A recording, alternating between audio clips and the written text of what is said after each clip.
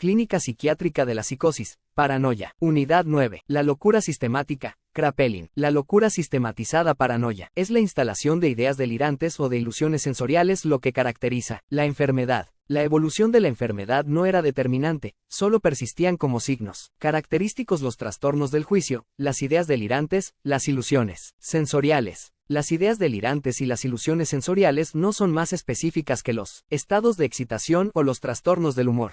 Los únicos estados patológicos que puedo considerar semejantes a la paranoia son aquellos que evolucionan globalmente del mismo modo que ella. Entre el gran número de estados crónicos que se relacionan habitualmente a la paranoia, algunos merecen una atención particular. Quiero hablar de los casos en los que se instalan paralelamente ideas delirantes y una declinación de las facultades mentales. En estos casos, hemos observado que las ideas delirantes tienen de entrada un carácter extravagante, ambicioso, son particularmente ricas o, al contrario, muy pobres, se modifican y se suceden muy rápidamente. Finalmente, después de un tiempo más o menos largo, pasan a segundo plano o pierden brillo. Estos cuadros están hechos hasta tal punto y, en todos sus aspectos sobre el modelo de los ataques hebefrénicos, catatónicos, seniles, que constatados sus signos se puede prever la significación secundaria del delirio por una parte y el aspecto de su resultado terminal por otra. Por otro lado, existe, sin la menor duda, otro grupo de casos en el curso, de los cuales se desarrolla de entrada característico, permanente e inconmovible, pero con una total conservación de las facultades mentales y del orden de los pensamientos. Es para esas formas que quería reservar el término de paranoia. Son ellas las que conducen necesariamente al sujeto a un trastorno total de toda la concepción de su existencia y a una mutación de sus opiniones respecto de las personas y los acontecimientos que lo rodean. La progresión de esta enfermedad parece ser siempre de manera muy lenta. Durante la fase inicial aparecen una cierta depresión, una cierta desconfianza, así como quejas corporales vagas y temores hipocondríacos. El enfermo está insatisfecho de su suerte, se siente dejado de lado, cree incluso que es maltratado y que no se le aprecia en su valor en muchos puntos, que se desconoce su singularidad. Habitualmente, en forma paralela al delirio de persecución se desarrollan ideas de grandeza y el aspecto extraordinario de toda la maquinación que el enfermo cree dirigida contra él, testimonia de una importante sobreestimación de su propia persona. El enfermo se ve a sí mismo particularmente dotado, genial, instruido. Hace mucho caso de su aspecto exterior, se cree concernido por todo y llamado a asumir una situación extremadamente brillante en el mundo. En ciertos casos, el enfermo observa que una persona excepcional por su situación muy elevada, pero del otro sexo, real o imaginaria, le quiere bien y le concede una atención muy particular que no pasa desapercibida. Paranoia erótica. La aparición de todas estas ideas delirantes se hace sobre la base de interpretaciones patológicas de acontecimientos reales. Las ilusiones sensoriales son mucho más raras que las interpretaciones delirantes de acontecimientos reales. Solo sobrevienen en algunos raros casos. Por regla general solo se encuentran aisladamente ilusiones auditivas. Se trata en general de una palabra única o de una frase corta. Me parece que tenemos que vernoslas también con un trastorno específico que juega, sin embargo, un rol importante en la aparición del delirio. Quiero hablar de las ilusiones de la memoria. A través de ellas, el enfermo desfigura las experiencias del pasado. Las ilusiones de la memoria nublan su vista. Una multitud de pequeñas cosas le parecen bruscamente luminosas, plenas de significación, mientras que antes no les había prestado atención. El carácter común de todos estos enfermos, cuyo delirio se constituyó cada vez de manera diferente, es su inquebrantabilidad. Aunque, a veces, el enfermo mismo reconoce que es incapaz de aportar una prueba formal de la validez de sus concepciones, toda tentativa de mostrarle el aspecto delirante de estas choca contra un muro. No es raro ver aparecer una multitud de quejas hipocondríacas. Los enfermos, por otra parte, encuentran de buena gana refugio en ciertos tratamientos originales que inventan ellos mismos la mayor parte del tiempo. El humor del enfermo está estrechamente ligado al contenido de su delirio. Ve sus persecuciones imaginarias como una suerte de tortura psíquica, y se siente continuamente inquietado y supliciado. Deviene suspicaz, huraño, irritable. Por el contrario, permanece satisfecho de sí mismo, condescendiente, y pretencioso y persuadido de tener siempre razón. A menudo, el humor varía, por razones delirantes. Las actividades y el comportamiento del enfermo pueden permanecer durante relativamente mucho tiempo casi inalterados. Aunque dotado, el enfermo no realiza jamás, sin embargo, nada positivo y solo tiene sinsabores por todas partes. Muchos de estos enfermos son capaces de guardar dentro de ellos mismos sus luchas y sus deseos, al punto tal que en la vida cotidiana no resulta evidente el carácter patológico de su comportamiento. Debido a sus permanentes estados de inquietud, tiene cada vez mayores dificultades para dedicarse a realizaciones prácticas y para cumplir regularmente sus deberes profesionales, aunque sus facultades mentales no sufran un daño masivo. Los diversos comportamientos aberrantes o peligrosos del enfermo pueden, de múltiples maneras, conducirlo al asilo de alienados.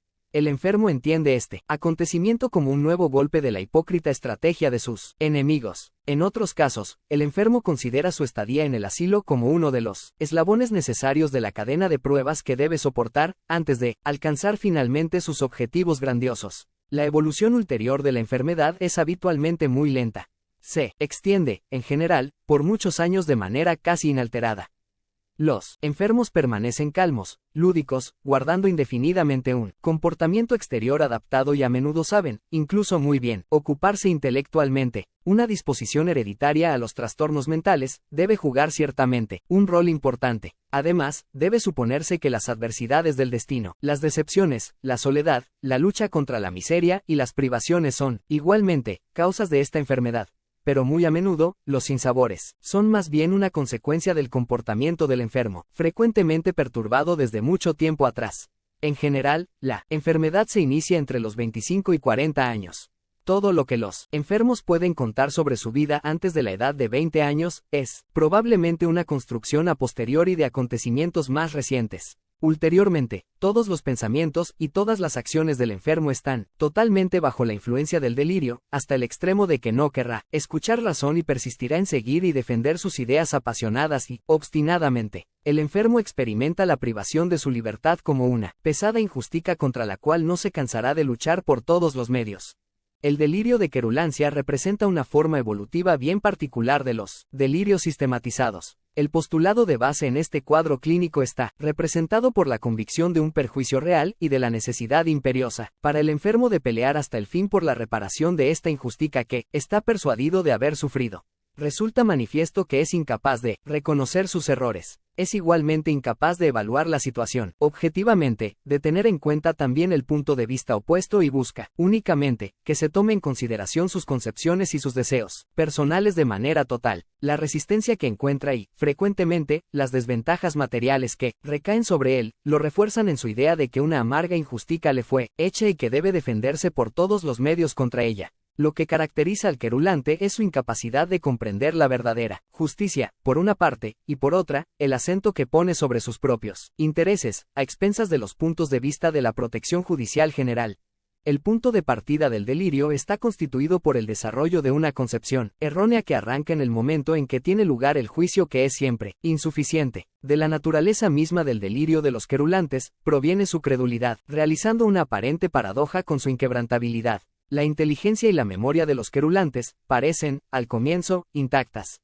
Incluso, en general, uno es sorprendido por la exactitud con la cual estos enfermos pueden repetir íntegramente extractos de códigos, audiencias, textos, de leyes. Su examen profundo permite, sin embargo, con frecuencia, mostrar que el enfermo no comprendió completamente el sentido de su exposición, que deforma las frases más simples, dejando escuchar, a veces, aún lo contrario de lo que quería decir. La inteligencia está intacta a lo largo de toda la evolución y el orden del pensamiento está conservado. Una muy elevada estima de sí es un signo constante que acompaña el delirio de querulancia. Los enfermos se consideran excepcionalmente honestos y trabajadores y por ello miran desde arriba a sus enemigos. Además, se encuentra sin excepción, en los querulantes, una irascibilidad netamente superior a la media. Esta exaltación apasionada, asociada a su incapacidad para sacar lección de la experiencia, da al comportamiento del enfermo un estilo propio. Nada puede apaciguarlo. Incapaz de comprender la total inutilidad de otras gestiones, quiere vencer a cualquier precio en esta lucha por la obtención de sus presumidos derechos. Todos sus actos, todos sus intereses por el mundo, se reducen cada vez más al deseo ardiente de obtener justicia, aun cuando, durante este tiempo, todo lo demás se ha dejado de lado.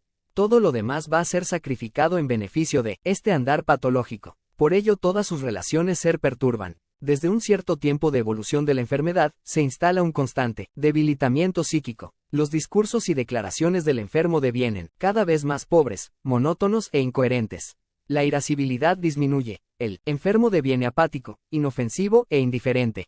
No quiere saber más nada de eso. Es del pasado. Pero no se trata en absoluto de una verdadera toma de conciencia del carácter patológico de sus interpretaciones. Se ve bien al despertar estos viejos recuerdos, en los breves momentos en que el enfermo pierde su control, que no ha modificado en absoluto sus posiciones, sino que, simplemente, ha perdido la fuerza para defenderse. Para un diagnóstico de delirio de querulancia es preciso retener en particular, ante todo la constitución de un sistema de ideas delirantes, la total incapacidad de aprender de la experiencia, la continua extensión de las ideas de persecución que conciernen a un número cada vez mayor de personas, el desarrollo de todo el sistema delirante a partir de un punto único que permanece siempre en primer plano y que viene a intrincarse siempre con todos los actos y pensamientos del enfermo.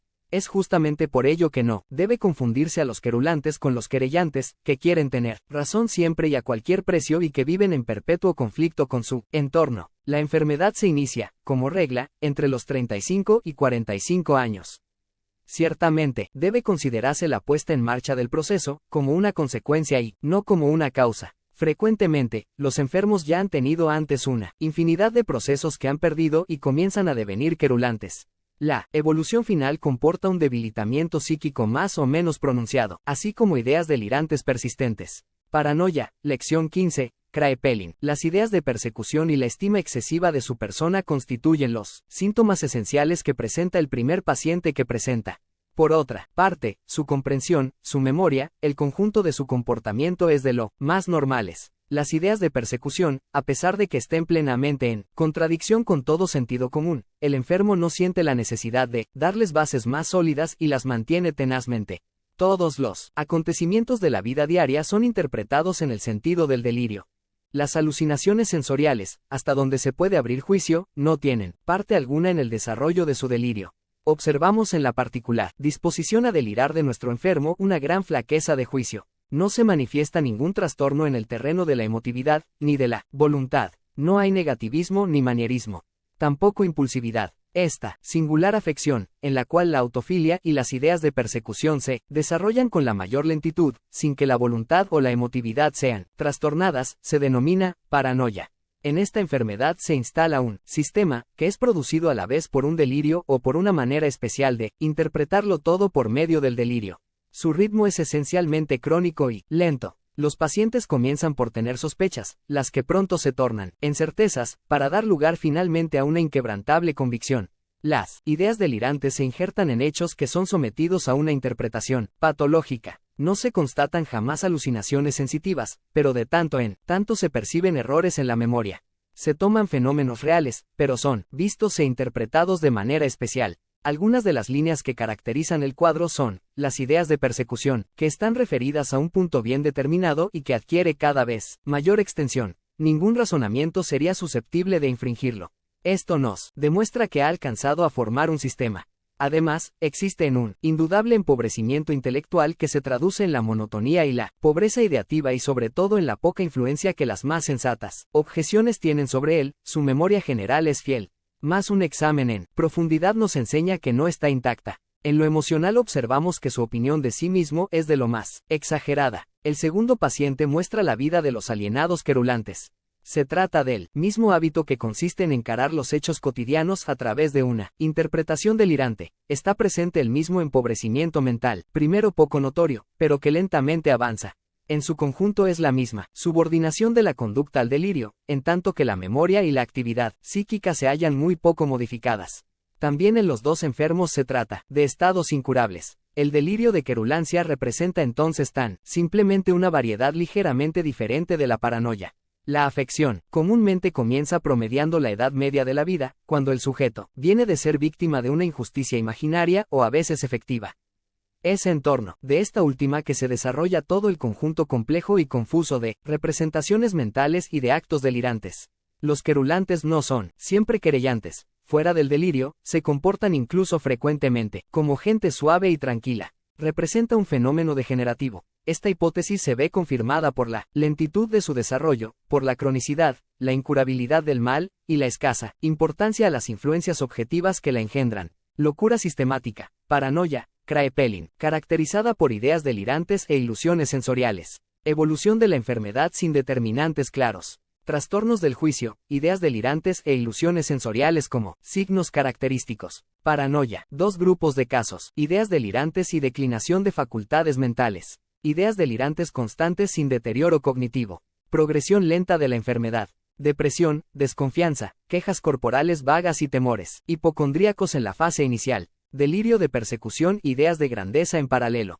Aparición de ilusiones sensoriales en casos raros, principalmente auditivas. Ilusiones de la memoria distorsionan las experiencias pasadas. Inquebrantabilidad y resistencia a la razón. Trastorno del humor relacionado con el contenido del delirio. Actividades y comportamiento aparentemente normales, aunque con dificultades para realizar tareas prácticas. Comportamientos aberrantes o peligrosos pueden llevar al asilo de alienados. Evolución lenta y calma de la enfermedad con comportamiento exterior adaptado. Posible disposición hereditaria y adversidades del destino como causas. Comienzo generalmente entre los 25 y 40 años. Delirio de querulancia. Forma evolutiva particular de los delirios sistematizados. Convicción de perjuicio y lucha por la reparación. Incapacidad para reconocer errores y considerar otros puntos de vista. Desarrollo de una concepción errónea basada en juicios insuficientes. Credulidad e inquebrantabilidad paradójicas. Inteligencia y memoria aparentemente intactas, pero distorsiones en la comprensión. Estima excesiva de sí mismo y mayor irascibilidad.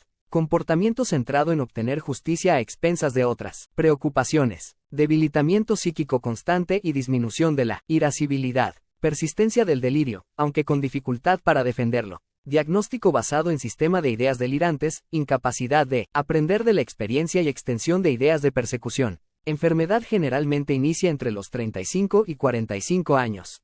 Síntomas del delirio de interpretación, Serie y Capgras. El delirio de interpretación se caracteriza por la existencia de 2 órdenes de fenómenos en apariencia contradictorios. Por un lado, los trastornos delirantes, manifiestos, por el otro una conservación increíble de la actividad mental. En primer lugar, síntomas positivismo a través de las concepciones e interpretaciones delirantes. En segundo lugar, síntomas negativos, saber, integridad de las facultades intelectuales y ausencia o escasez de alucinaciones. 1. Síntomas positivos. Las manifestaciones mórbidas del delirio de interpretación residen en las concepciones e interpretaciones delirantes. A. Concepciones delirantes. Habitualmente encontramos ideas de persecución y de grandeza, aisladas, combinadas o sucesivas. Las ideas de celos, místicas o eróticas son frecuentes. A veces se observan ideas hipocondríacas, excepcionalmente ideas de autoacusación. Más raramente aún, ideas de posesión transitoria. Nunca hay ideas de negación. Los rasgos comunes de las concepciones delirantes están relacionados con el estado mental característico de los interpretadores, quienes saben defender sus ficciones a través de argumentos tomados de la realidad. A veces quiméricas, por lo general se mantienen dentro del dominio de lo posible, de lo verosímil. La falta de sistematización proviene tanto de la abundancia de las interpretaciones que desorientan al enfermo como del carácter dubitativo de este último. En algunos casos se trata menos de convicciones delirantes, propiamente dichas, que de dudas delirantes. El hecho inverosímil es considerado no como seguro sino como posible. En general, estas concepciones delirantes permanecen secretas. La disimulación es tan frecuente que casi podríamos considerarla un síntoma. La conducta permanece correcta. La disimulación de las ideas es particularmente frecuente. A veces el paciente se calla, no por disimular, sino porque tiene conciencia de lo inverosímil de su delirio. B. Interpretaciones delirantes. Los interpretadores no inventan completamente los hechos imaginarios. Se conforma con desviar, disfrazar o amplificar hechos reales. Su delirio se apoya, más o menos exclusivamente en los datos exactos de los sentidos y de la sensibilidad interna. Cuanto más insignificante parece un hecho para el común de la gente, más penetrante les parece para su perspicacia. Si la explicación es buscada en vano por el enfermo, esta dificultad misma suscita una nueva interpretación. El campo de las interpretaciones es ilimitado. Examinaremos, 1. Las interpretaciones exógenas, que tienen como punto de partida a los sentidos, el mundo exterior. 2. Las interpretaciones que tienen por fuente las sensaciones internas, la senestesia, como también aquellas que utilizan las modificaciones psíquicas, los trastornos funcionales del cerebro, los estados de conciencia. Interpretaciones endógenas. 1. Interpretaciones exógenas. El más pequeño incidente de cada día sirve para las búsquedas del interpretador. Los índices más leves provocan conclusiones extraordinarias. Se trata de un verdadero delirio de significación personal. Las investigaciones de los enfermos se extienden a veces a eventos importantes. No hay signo simbólico más importante para estos sujetos que la palabra Frecuentemente, el interpretador se contenta con apropiarse de los gritos de la calle. Verdaderos juegos de palabras constituyen otros argumentos para el interpretador. Estas interpretaciones basadas en similitudes de sonidos, sobre aproximaciones, retruécanos, son bastante características. Ellas utilizan hasta los nombres propios de las personas del entorno. La escritura manuscrita sirve también de punto de partida de muchas interpretaciones. El giro de las frases, los trazos de las letras, una palabra subrayada, las faltas de ortografía, la puntuación, la rúbrica de la firma, cualquier cosa levanta sospechas. La lectura de los diarios provee innumerables datos. Los enfermos encuentran, en los artículos alusiones personales, sucesos y crónicas narran su propia historia. Algunos creen mantener una correspondencia a través de los anuncios. La lectura de los diarios o cartas sirven para descifrar enigmas muy complejos. Ellos explican, comentan, traducen en un lenguaje claro fórmulas criptográficas. Algunos interpretadores llegan incluso a decir que se imprime un número especial de un diario para ellos. 2. Interpretaciones endógenas. A. Interpretaciones tomadas del estado orgánico. A las innumerables causas provenientes del mundo exterior vienen a sumarse las sensaciones internas. La introspección somática no es a veces sino la expresión de un delirio de interpretación. Por lo general, el enfermo no apoya sus deducciones sobre ningún trastorno mórbido, sino solamente sobre la observación minuciosa de su organismo, que les hace considerar patológicas ciertas constelaciones que él no había hecho hasta ese momento, tan solo porque no las había buscado. B. Interpretaciones tomadas del estado mental. Algunos estados de conciencia, algunos trastornos funcionales psíquicos sirven de alimento a las interpretaciones. Algunos enfermos se sorprenden al ser asaltados por pensamientos inusuales, o bien observan una relación entre estos pensamientos y los hechos concomitantes. Son interpretadas hasta las manifestaciones por emociones, fatiga, agotamiento nervioso. Algunos interpretan trastornos neurasténicos o psicasténicos.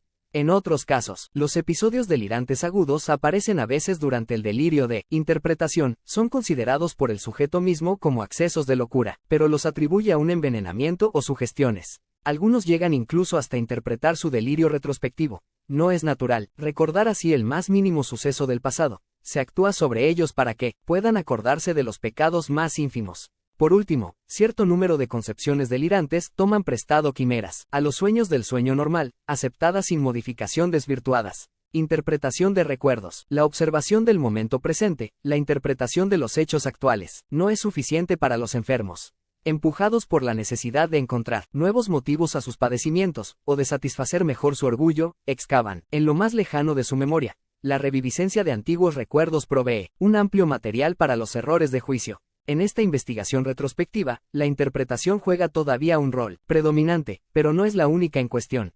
Las ilusiones, la falsificación de recuerdos deben tenerse en cuenta. Sin duda que la trama del delirio retrospectivo implica algunos hechos exactos, pero los adornos son en gran parte obra de la imaginación. Transformación del mundo exterior. Los enfermos hacen progresos sorprendentes en el arte de interpretar, su perspicacia se agudiza y adquiere una penetración singular. Al final, a través de la deformación sistemática de los hechos llegan a una concepción delirante del mundo exterior. El interpretador ya no ve nada bajo el sentido común. Todo le parece extraordinario, vive en un medio ficticio desde el cual son rechazadas las explicaciones naturales. 2. Síntomas negativos. Uno se encuentra a veces en presencia de una gran inteligencia, y la misma persona que se mostraba manifiestamente alienada, aparece lúcida y razonable. La ausencia de trastornos graves de la vida intelectual o de la vida afectiva, la falta o escasez de trastornos sensoriales, constituyen dos caracteres importantes del delirio de interpretación. A. Estado mental. En el interpretador existe sin duda una constitución especial cuya fórmula trataremos de dar: hipertrofia e hiperestesia del yo, falla circunscripta de la autocrítica. Encontramos en estos sujetos grados muy diferentes de desarrollo intelectual, desde los débiles hasta inteligencias superiores. Las concepciones delirantes, si se analizan, tienen claramente el carácter de ideas fijas, predominantes. Sin embargo, incluso en la exposición de trastornos besánicos más característicos, se nota la persistencia de la actividad de los centros corticales superiores. La interpretación falsa aparece exagerada, extravagante pero raramente absurda. A veces se mantiene verosímil. La aparición del delirio no modifica nada la inteligencia. No hay ni trastorno de la conciencia, ni confusión de ideas, tampoco alteración general de las facultades silogísticas. El sujeto aprecia exactamente los hechos que no pone en relación con sus preocupaciones mórbidas. Su memoria permanece fiel, no olvida nada de las cosas adquiridas con anterioridad y sabe sacar provecho de ello. Los juicios de los interpretadores permanecen sensatos, sus apreciaciones con frecuencia justas. La capacidad profesional permanece intacta. Esta vivacidad en la inteligencia se manifiesta en la defensa de sus convicciones delirantes. Con frecuencia, el interpretador despliega en ella todos los recursos de una dialéctica cerrada. Avanza de deducción en deducción, confiando en el valor de sus silogismos cuyas premisas son aportadas por el incuestionable testimonio de los sentidos. Si se lo contradice, se detiene con aire sorprendido, preguntándose si uno es sincero. Acumula prueba sobre prueba, tiene para cada objeción una respuesta siempre lista, sabe replicar a los argumentos, cita datos, precisa los puntos más pequeños, aporta declaraciones confirmatorias, plantea dilemas, se adueña del hecho más pequeño para emplearlo habitualmente para su causa. Si se le resiste más abiertamente, si se trata de hacerle ver apenas sus errores, pone la sonrisa irónica de alguien cuya convicción, que se sostiene de hechos indudables, es y permanecerá inquebrantable. Toda discusión con el interpretador es en vano, por lo común irrita, jamás persuade. Los sentimientos afectivos no presentan ningún trastorno primitivo. El amor propio, el sentimiento de la dignidad para nada es alterado. Los sentimientos éticos, estéticos y religiosos persisten sin alteración. El humor varía, como en cada uno de nosotros, según las circunstancias o el estado orgánico. Él refleja, además, el color que toman las ideas delirantes. En general, la conversación de los interpretadores, muy variable según su educación anterior, es fácil, con frecuencia impregnada de cierto refinamiento, apuntando a la elegancia y a veces al énfasis. Todos saben sostener una chara, sin relación con su delirio.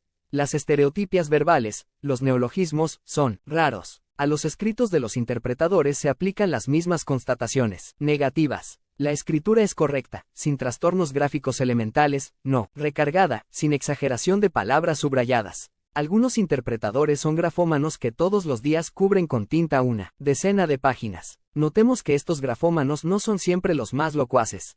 Algunos, incluso solo deliran en sus escritos y saben ocultar todas sus concepciones besánicas en los interrogatorios mejor dirigidos o en las conversaciones más insidiosas. El aspecto exterior, la actitud, no presentan nada normal. La conducta de estos enfermos, su manera de comportarse en la vida cotidiana, está bajo la dependencia de su carácter anterior. Es decir que aún aquí encontramos sobre todo síntomas negativos. La actividad motriz no está alterada. Los interpretadores pueden vivir mucho tiempo en libertad, despertando la atención solo a través de raras extravagancias incomprensibles para el entorno. Sin embargo, algunos, rápidamente agresivos, se entregan a la violencia. Ve ausencia de trastornos sensoriales. Lo que caracteriza el delirio de interpretación es la ausencia de trastornos sensoriales. Sin embargo, en algunos casos hay alucinaciones, pero ellas no aparecen sino con intervalos distanciados, solo juegan un rol secundario en la elaboración del delirio y no tienen influencia sobre su evolución. Alucinaciones episódicas. En algunos se observan trastornos sensoriales auditivos, en realidad escasos, pero existen con certeza. En general pensamos que son ilusiones. En efecto, los enfermos no escuchan voces en la soledad de su habitación, no dicen que se les habla a través de los muros o por teléfono. Por el contrario, a veces la alucinación aparece en el silencio de la noche, pero su aparición está subordinada a una emoción intensa, como en la gente normal, o bien está ligada al miedo, al fanatismo, a la atención expectante. Esta alucinación auditiva se reduce siempre a una palabra o frase breve. Es un síntoma aislado, estamos lejos de un delirio con base alucinatoria. Las alucinaciones del gusto y olfativas son tan escasas como las de la vista.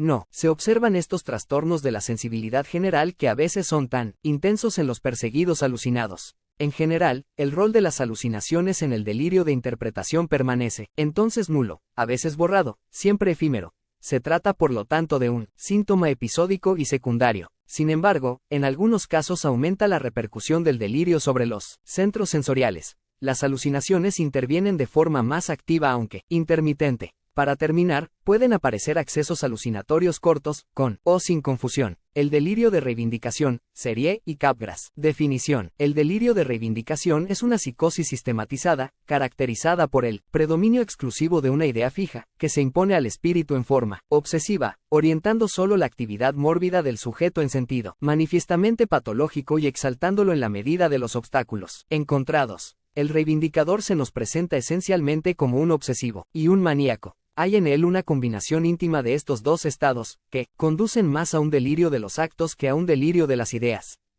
Sus tendencias interpretativas y su paralógica están menos marcadas que las de los interpretadores. Descripción. En el delirio de reivindicación encontramos espíritus exaltados, razonadores, exagerados, fanáticos que sacrifican todo al triunfo de una idea dominante. Individuos son en su mayoría perseguidores y perseguidores repentinos. Desde el comienzo eligen a una persona o a un grupo de personas que persiguen con odio o su amor enfermizo. Todos los reivindicadores son idénticos.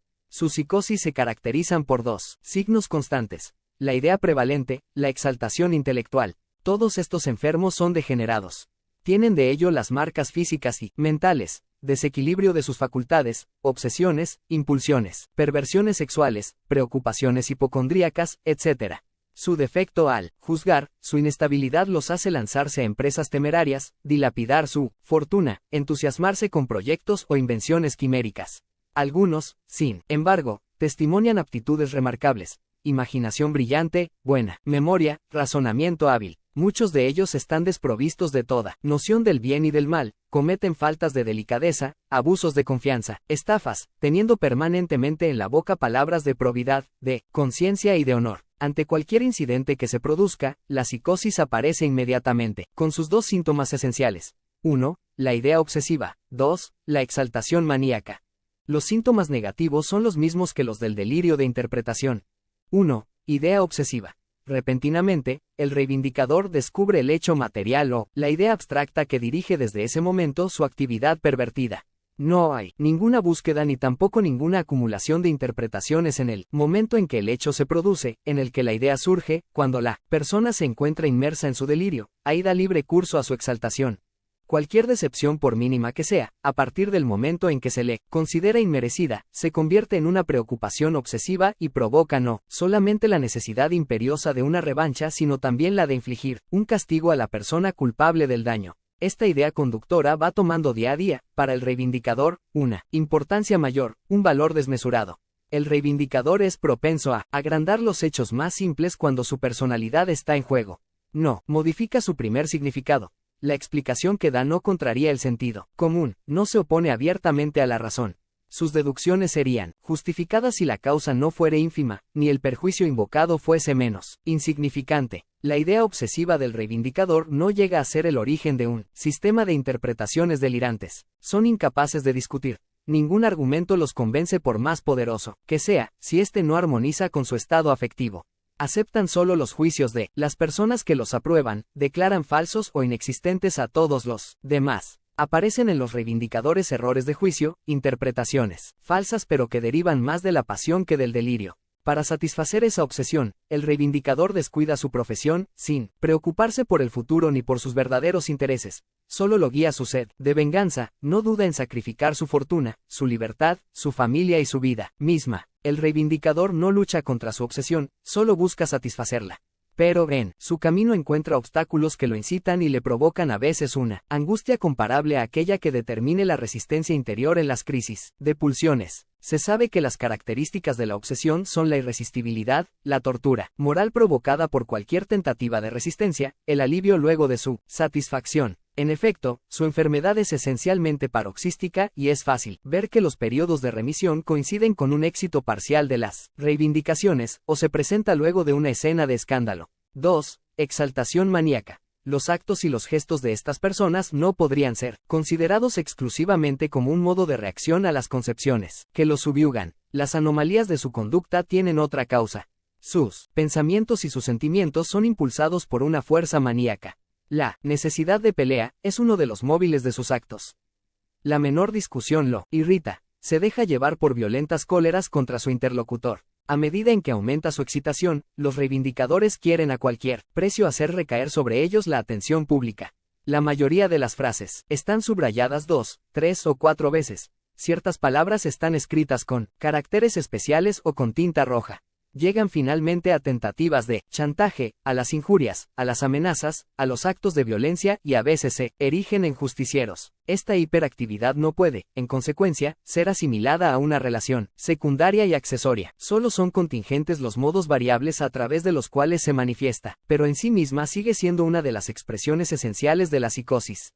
Evolución. El delirio de reivindicación tiene una evolución estrechamente ligada por un lado a la irresistibilidad de la idea dominante, y por otro lado a la persistencia de la exaltación mórbida. No hay en su evolución ninguna fase determinada.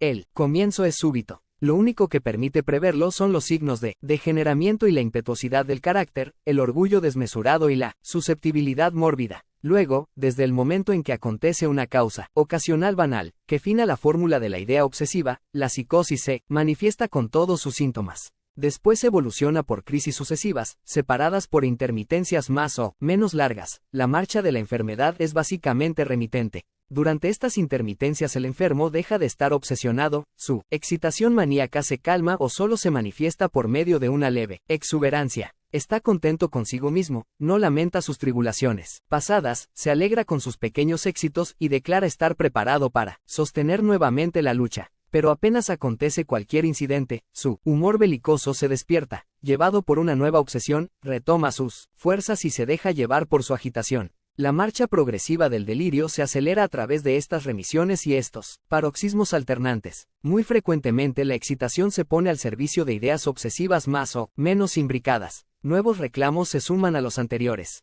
La internación, generalmente, no hace más que aumentar la excitación de los reivindicadores. Del delirio de reivindicación debe admitirse que es un estado crónico incurable, pero nunca se encamina hacia la demencia. Efectivamente, esta psicosis es considerada como un estado mórbido continuo del carácter, como la manifestación de una personalidad psicopática, incapaz de modificarse en su esencia. Pero si en vez de considerar esta personalidad en sí misma se sigue la evolución de los síntomas que hemos definido, se percibe que, a la larga, la hiperstesis efectiva se atenúa, la excitación disminuye y termina por desaparecer. En este sentido, es justo llegar a la conclusión de que el delirio de reivindicación puede curarse. Accesos súbitos interpretativos y aún alucinantes pueden acontecer a título episódico. Finalmente, podría suceder que un delirio de interpretación siguiera a un delirio de reivindicación o se asociara a él. Variedades. El delirio de reivindicación reviste aspectos variados según la naturaleza de la idea prevalente. Se puede en principio establecer dos grandes divisiones. 1. Un delirio de reivindicación egocéntrico o 2. Un delirio de reivindicación altruista. En los casos tipo de la primera variedad, en la base de la psicosis yace un hecho determinado, ya sea daño real o una interpretación sin fundamento. El enfermo apunta solo a la satisfacción de sus ideas egoístas, a la defensa de sus propios intereses. Se conduce como un ser insociable, perseguidor, agresivo y llega a ser rápidamente peligroso. El delirio de reivindicación altruista se basa, por el contrario, en una idea abstracta y se traduce en teorías. Inversamente, a los anteriores, estos son a veces soñadores inofensivos o aún filántropos generosos, nocivos solo para ellos mismos y su familia, a la que dejan en la ruina. A menudo es verdad, su exaltación, su apego a utopías que tratan de realizar por todos los medios, hace de ellos fanáticos temibles. La idea de perjuicio es la más frecuente y convierte al enfermo en un perseguido posesivo. Los posesivos son los más característicos de los reivindicadores. La causa accidental del delirio es, o bien un proceso perdido, o bien el rechazo de pretensiones audaces. Bajo el nombre de delirio razonador de despojo, varios autores describen las reivindicaciones más o menos violentas de algunos individuos que, expropiados sus bienes, rechazan acertar la cosa juzgada, considerándose despojados y siempre legítimos propietarios. En esta categoría, hay que incluir a los perseguidores, hipocondríacos, que acusan al médico que los atendió, no cesan de reclamar los daños y perjuicios, y no temen hacerse justicia por medio de un crimen. Diagnóstico. En los pseudo-reivindicadores, no habría verdadero delirio, ni desarrollo progresivo introduciéndose en un punto de partida único de naturaleza besánica, al cual las personas vuelven siempre, ni habría incorregibilidad absoluta. Estos individuos son predispuestos patológicos, tienen una inclinación invencible hacia las peleas, pero sin asociación de delirio. El reivindicador, fuera de lo que concierne a su sistema delirante, permanece calmo y dispuesto a vivir tranquilo. Solo examinaremos en este párrafo los signos diferenciales que separa el delirio de reivindicación del delirio de interpretación. Las dos categorías analíticas tienen puntos en común por la analogía de sus anomalías constitucionales. Sin embargo, los estigmas físicos y mentales de degeneración están mucho más marcados en el reivindicador. Lo mismo sucede con los trastornos de la afectividad. Este último aparece sobre todo como un espíritu exaltado, imperiosamente dominado por su pasión. El interpretador como un espíritu falso, dirigido por sus tendencias paralógicas. En el primero, no se descubre un tema delirante en desarrollo progresivo, sino una serie de periodos de excitación que sobrevienen cuando los hechos reales emocionan profundamente al sujeto. En el segundo, es una verdadera novela besánica largamente preparada que se va agrandando a causa de la irradiación progresiva de la concepción predominante y la proliferación de las interpretaciones delirantes. El delirio de reivindicación tiene como punto de partida una idea fija. El delirio de interpretación solo llega secundariamente a la idea fija, luego de una lenta incubación. Cuando el interpretador se contenta con vivir su sueño delirante sin pasar a la acción, nunca se lo considerará como un reivindicador. Esta asimilación se produce solo si se convierte en un perseguidor. Es por una causa fútil que el reivindicador se desgasta en esfuerzos múltiples, sacrifica su honor, su libertad, su vida. La excitación del interpretador es siempre transitoria, a veces muy pasajera. La del reivindicador está siempre en primer plano, forma parte intrínseca de su anomalía. Aun cuando recupera la calma, el interpretador no abandona sus quimeras y fuera de los paroxismos intercurrentes establece la sistematización de su delirio. El reivindicador, por lo contrario, reencuentra el sentido común desde el momento en que su pasión declina. El reivindicador comete pues errores de juicio, pero estas interpretaciones falsas no sobrepasan un cierto límite. Permanecen estrictamente circunscriptas al objetivo de sus afanes. En suma, se mantiene siempre en el terreno de las realidades, mientras que el interpretador se pierde cada vez más en el campo de las concepciones manifiestamente delirantes. El reivindicador, aun desnaturalizando los actos de sus adversarios, como sucede en todos los estados pasionales, conserva la noción exacta del medio que lo rodea, no se deja llevar por ilusiones de falso reconocimiento, ni se desvía nunca hacia el delirio metabólico o palinóstico. No se lo ve tergiversar un incidente cualquier ni interpretar erróneamente. Ignora las persecuciones físicas y no atribuye a maniobras tenebrosas la menor de sus sensaciones. Tampoco tiene ideas de grandeza propiamente dichas.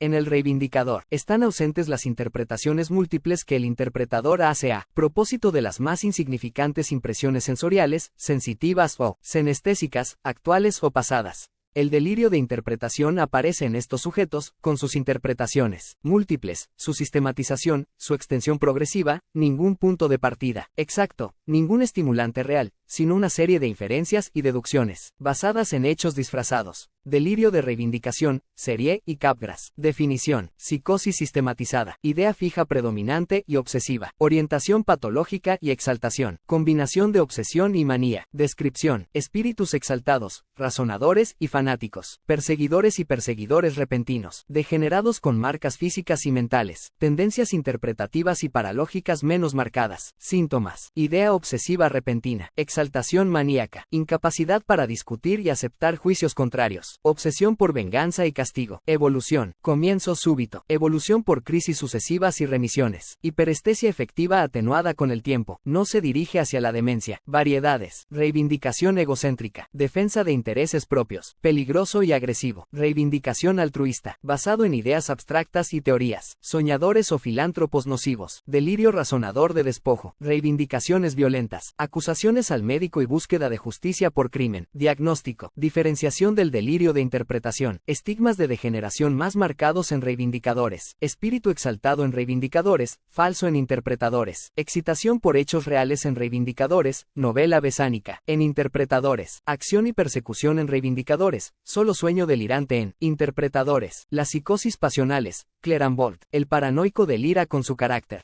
El carácter es el total de emociones cotidianas mínimas convertidas en hábito y cuya cualidad está prefijada para toda la vida y su medida prácticamente prefijada para cada día. En los pasionales, por el contrario, se produce un nudo ideo-afectivo inicial, en el que el elemento afectivo está constituido por una emoción vehemente, profunda, destinada a perpetuarse sin cesar y que acapara todas las fuerzas del espíritu desde el primer día. El sentimiento de desconfianza del paranoico es antiguo. La pasión del erotomaníaco o del reivindicativo tiene una fecha precisa de comienzo. La desconfianza del paranoico rige las relaciones del yo total con la totalidad de lo que le rodea y cambia la concepción de su yo. La pasión del erotomaníaco y la del reivindicativo no modifican la concepción que ellos tienen de sí mismos, ni tampoco sus relaciones con el entorno. El pasional, ya sea erotomaníaco, ya reivindicativo e incluso celoso, tiene, desde el inicio de su delirio, una meta precisa. El delirante pasional avanza hacia una meta, con una exigencia consciente, completa de entrada, no delira, más que en el dominio de su deseo. La conclusión de un trabajo tal, para el sujeto, es que su personalidad, toda, entera, está o amenazada o exaltada. El imperativo tiene a menudo puntos de vista retrospectivos, va a buscar explicaciones en el pasado. Esto significa que, contrariamente al pasional, que está apresurado, el interpretativo disfruta. El pasional, que esencialmente es voluntario, mira hacia el futuro. Las primeras y principales convicciones del erotomaníaco se obtienen por deducción del postulado. Suprimid en el delirio del pasional esta única idea que he llamado el postulado, y todo el delirio cae. El delirio así desaparecido, el sujeto tendrá solo el recurso de hacer otro. Ninguna de las convicciones del interpretativo puede ser clarificada como el equivalente del postulado. No hay idea directiva. El postulado tiene ese carácter de ser humano, fundamental, generador. Las convicciones explicativas del interpretativo son secundarias e innumerables interpretaciones. El término de idea prevalente solo se aplica bien a los pasionales. En el núcleo ideo-afectivo que constituye el postulado, es bien evidente que de los dos elementos, el primero cronológicamente es la pasión. El erotomaníaco es un excitable excitado, lo mismo que el reivindicativo. Es cierto que los delirios pasionales son en gran medida interpretativos, pero la interpretación es cosa constante en los estados emocionales, y en los delirios pasionales es, en los dos sentidos de la palabra, secundaria. Estos síndromes son psicológicos. Desde que aparecen, su entrada está marcada por una puesta en juego de un elemento volicional que, hasta entonces, estaba ausente. Es la nota de la pasión. En efecto, ningún pasional normal y desgraciado esconde nuestro postulado, es decir, no cree ser amado más que él ama, ninguno pretende conocer el verdadero pensamiento del objeto mejor que el objeto mismo, ninguno dirá que la conducta del objeto hacia él es enteramente paradójica, ni que toda una muchedumbre se interese en su novela. No negará que el objeto esté casado. Todos sus esfuerzos, si los hay, parten de la idea de que podrá y puede hacerse amar, dato exactamente inverso al del postulado.